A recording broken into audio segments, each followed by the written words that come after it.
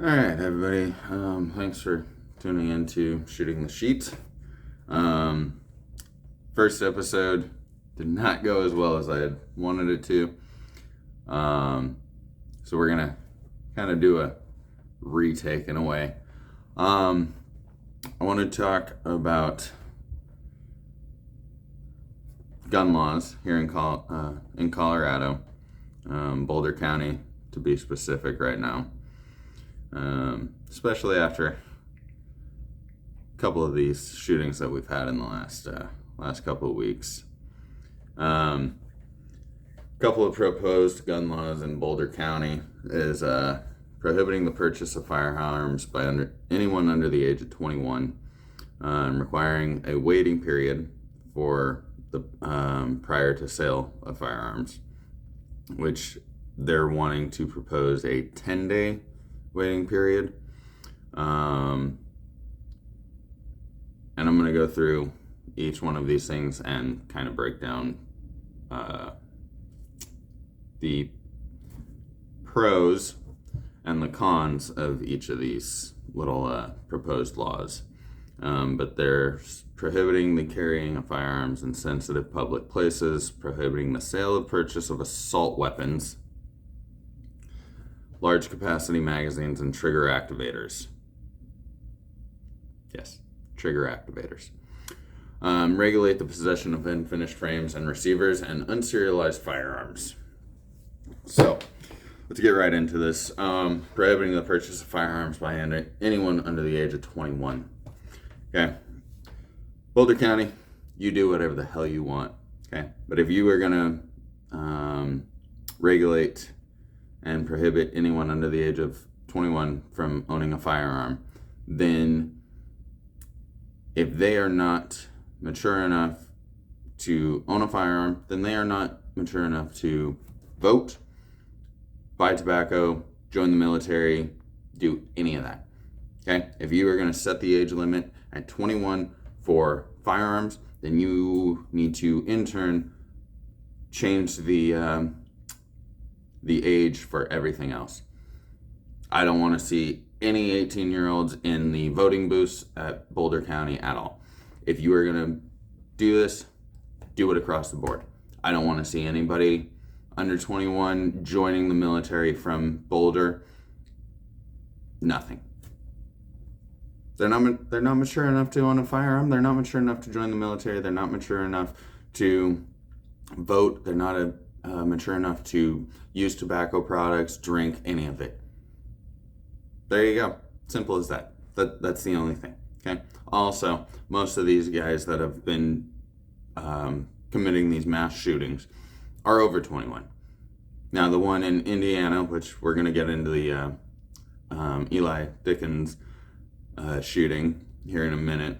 Now, that shooter was under 20 years old, but in that state, it was legal for him to have that firearm. I don't know all the specifics around that shooter because, quite frankly, I don't give a shit. He's dead now. Good. He killed 3 people, and a good guy with a gun ended up putting him down. So, if you're going to do 21 years old, do it across the board for everything. And we'll see where it gets you.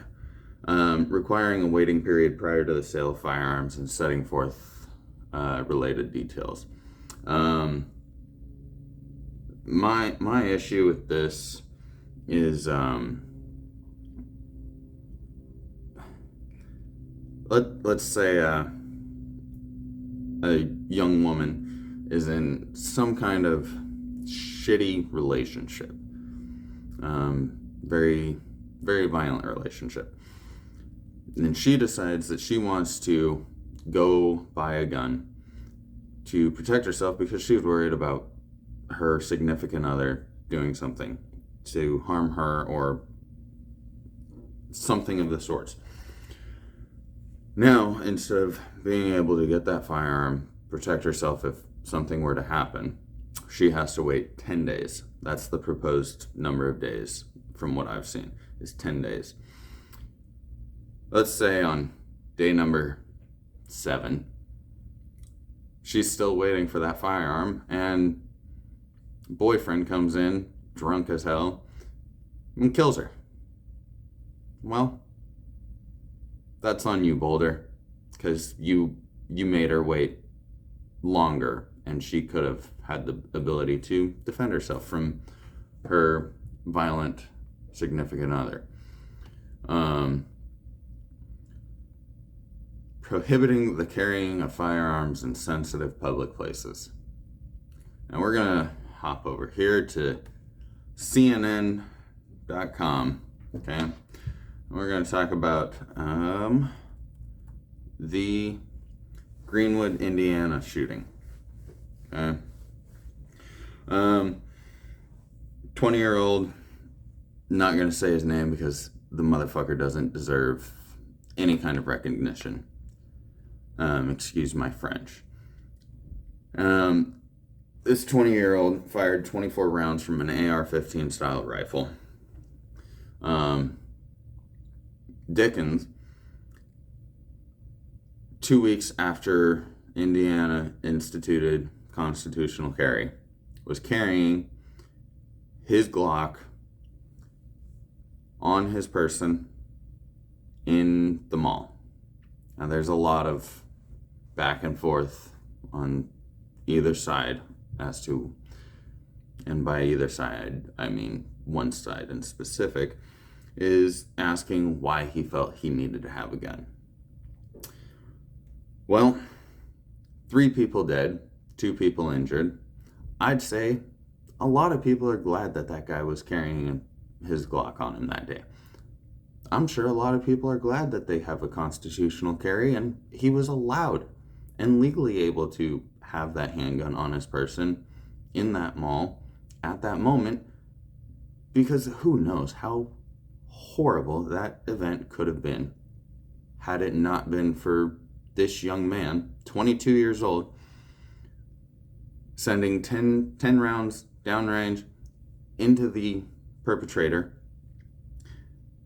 8 of them hitting from 40 yards away. This kid is a hero, and he is being villainized by good majority of people, saying he shouldn't have had that gun.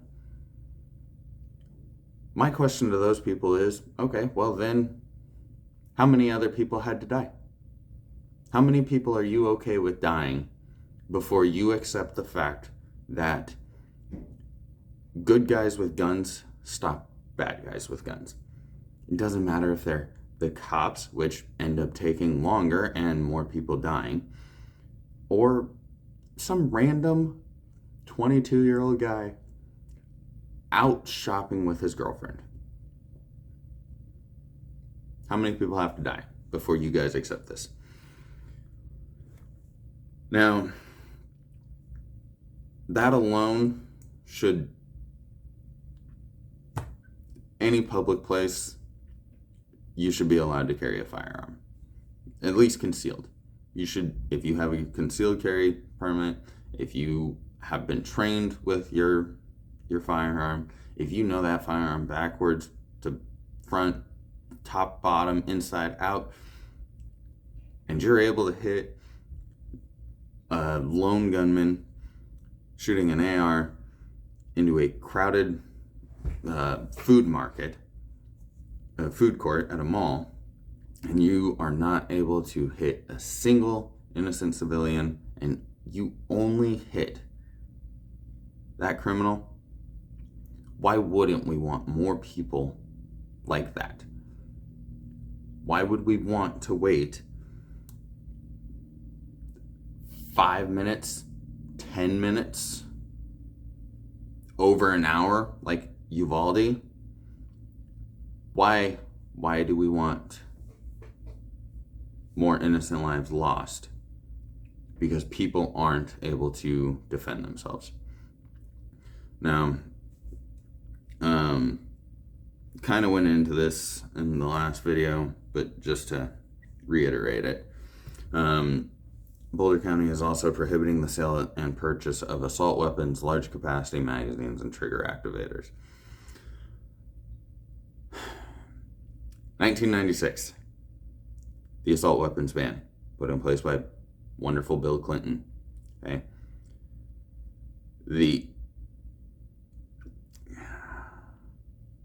you can't buy assault weapons, not unless you have a nice little beautiful tax stamp from the ATF, which disbanded the ATF. Just putting that out there as well. There's no such thing as an assault weapon that normal everyday civilians can buy. You can buy semi-automatic rifles, you can buy semi-automatic sporting rifles, you can buy semi-automatic home defense rifles, you can buy all kinds of rifles, but you cannot buy an assault rifle. Which brings me to the trigger activators.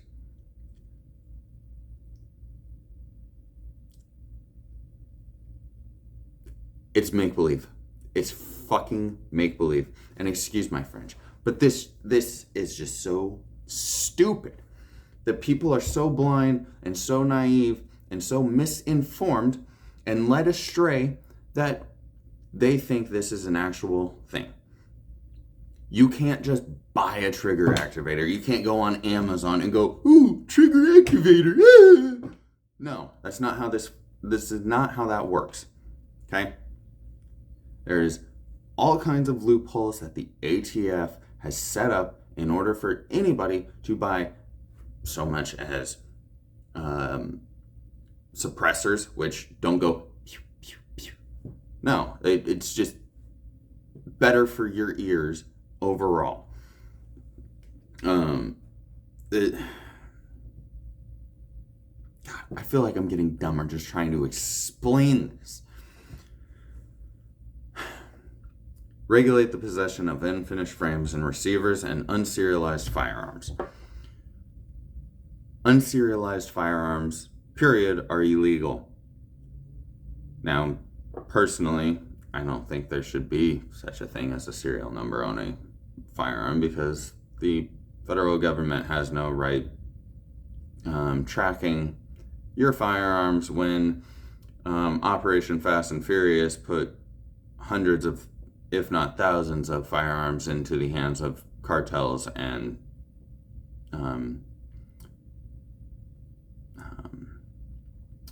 drug traffickers. Couldn't find the word. Yeah, look up Operation Fast and Furious, okay? And then come back to me and tell me that the ATF and the federal government have any right to tell you what you can or cannot own. If they are going to be putting fully automatic weapons, assault weapons, into the hands of cartels and drug smugglers, then you know what?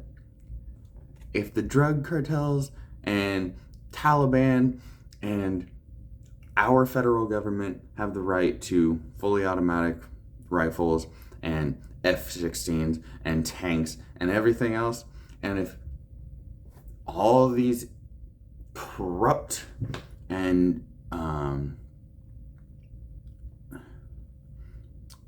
criminal organizations are allowed to have these because our government put them into their hands. Thanks a lot, Obama. Again, look at Operation Fast and Furious. They have no right. Okay? No right. But unfinished frames and receivers means that any federally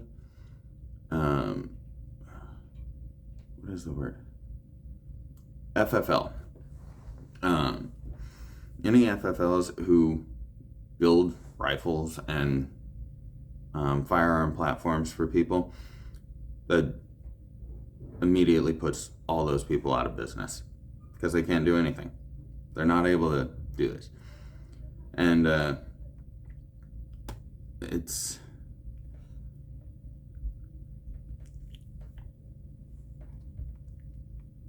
yeah, it's like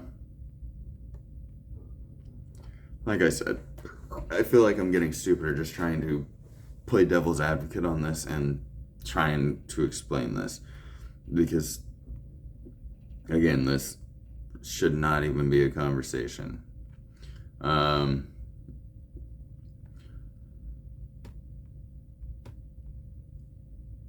And now that it's been a little while, I just want to use one example as to why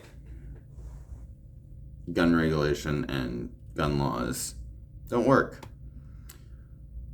Shinzo Abe, the former Japanese prime minister, who was assassinated in a gun-free country. He was shot by and I've heard several different stories on what exactly was used. But from my understanding is it was basically two pipes taped together with homemade gunpowder, basically, and a homemade round or shotgun shell, basically. Homemade. How are you going to regulate that? How are you going to regulate the hardware store selling a 4-foot pipe to some guy? Are you going to regulate every single thing? No, you can't. You can't control every little detail about every little thing. It's impossible. And that's why our federal government is so ass backwards and flipped upside down, is because they are trying to control every little minute detail about every person's life. And they can't do it.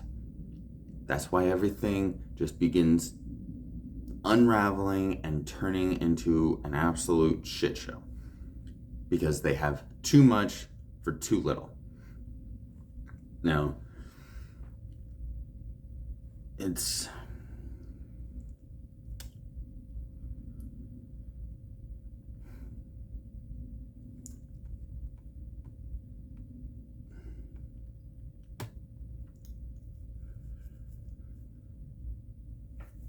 they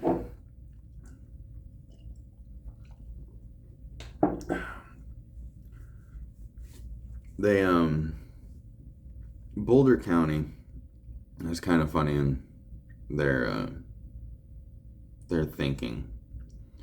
A lot of these laws that they're proposing came about because of the Boulder County King Soopers mass shooting. Just to give you an idea about this, a judge ruled that the man charged with killing 10 people at a Colorado supermarket last year is still mentally incompetent to stand trial. If this guy is mentally incompetent to stand trial after killing 10 people, then why was he able to buy a firearm? If your gun laws are as good as you think they are and do what they're supposed to, this guy shouldn't have had one.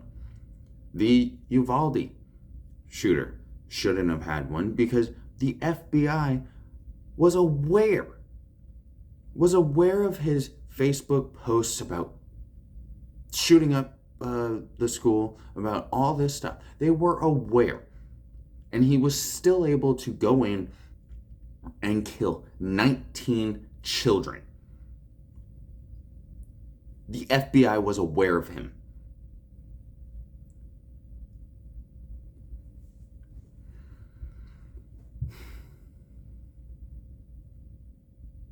No one's coming. And the ones that do come, they're not going to fucking do anything. I've let the F word slip a couple times on this. But they're not coming. They're not going to help you. They're not going to save you. You are responsible for saving yourself, saving your family, and then should you be able to save the people around you that you have no association with. I feel more comfortable knowing that there is some guy sitting behind me with a concealed carry who has gone to training, done everything else. I know that if shit is about to hit the fan, all right, I just need to get out of his way, and he's gonna do what he needs to do because he's concerned about him, his family, and then everybody else. And he is there in that moment. I like my odds a lot more than waiting 5, 10, 15 minutes on the good guys with guns to show up and handle the threat. And probably ultimately, and you know what? Ultimately end up take the guy into custody, and he'll be in jail for months, years before he's able to stand trial. No. And the threat like that. If you are in the state of mind to where you are going to go in and kill innocent people, I'm sorry, I have no empathy, nothing for you. Your family maybe a little bit, because, well, it sucks that they had to have a worthless human being as a child. This needs to stop, because the only thing that's going to happen is more innocent people are going to die. More innocent people are going to get hurt. And it'll just be a never-ending cycle of, oh, we have to implement this, or we have to do this, or we have to do that. Well, it hasn't been working. So maybe you should try something different.